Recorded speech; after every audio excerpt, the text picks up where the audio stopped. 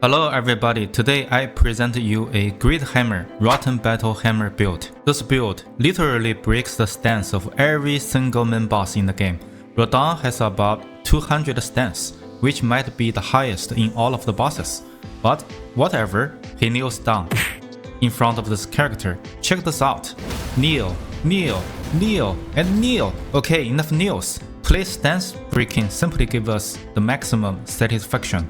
And you know what? This build can also inflict status effects such as bleed and rot. Are you ready? We have a lot to cover today. We picked the blood infusion for this weapon. At level plus 25, it has A scaling with strength, which is super good. Even though it has D scaling for both Dexterity and Arcane, but Arcane scales much better than Dexterity. With 40 points in Arcane, we have 125 blood loss build up and 65 rot build up. To my surprise, the charged heavy attack actually can proc bleed in 2 to 3 hits. This is the second charged heavy attack on Godric, and the bleed is procced. Check the sign here, which shows that we are getting the buff from the Lord of Blood's Exaltation talisman. It can also proc rot in 3 to 4 hits. Look at Radon's health bar. Even when we're not attacking, it still goes down. We use Braggart's Roar Ash of War, which is the default on Rotten Battle Hammer. As we need the blood infusion, you can simply replicate the Ash of War and use it to infuse the weapon. Braggart's Roar increases our physical damage by 10%, damage negation from all types by 10%, as well as 20% stamina recovery, which is pretty nice. It lasts 60 seconds, which is long enough before you need to recast. After we cast the Ash of War, our Roar damage will be boosted by Roar Maddening Talisman by 15%. We also put Highland Axe in the offhand to passively increase our damage of Roars by 10%. In total, using Roar gives us 35% increased damage. Notice that using the Roar will change our moveset of heavy charged attacks. Before using Roar, the heavy charged attack looks like this. Both the first attack and the follow-up are at the location where we are standing. After using the Roar, it adds a running distance before the hits, both for the first attack and the follow-up. Using it wisely will give us an advantage, such as this.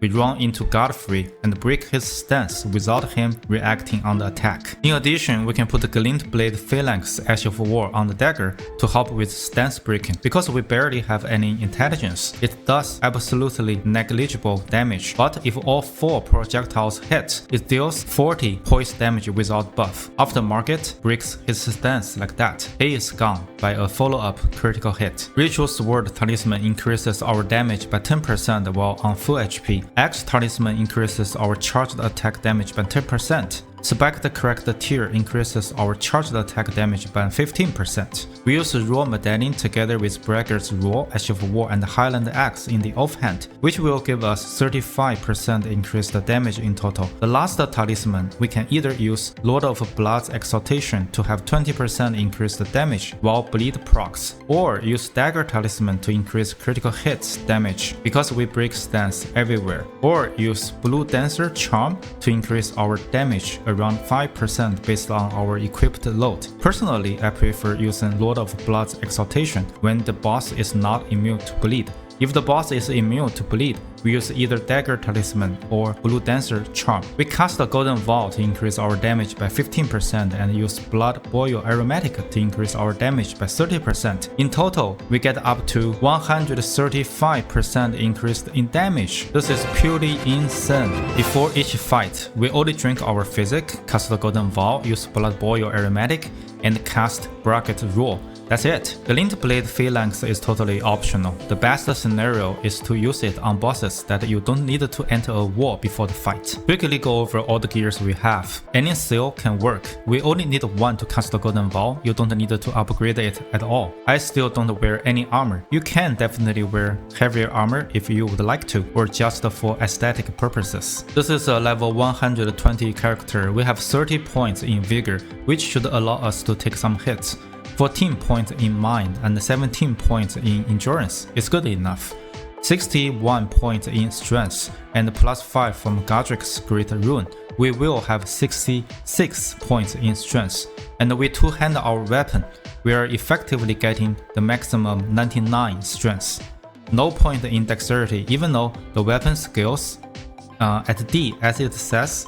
In reality, Dexterity adds absolutely nothing in weapon attack rating. We don't need any point in Intelligence. 20 points in Face with plus 5 from Godric's Great Rune is just enough to cast the Golden Wall spell. 2 Fingers Heirloom can be used before Godric's Great Rune becomes available. 40 points in Arcane to increase our weapon attack rating and add Bleed build up as well.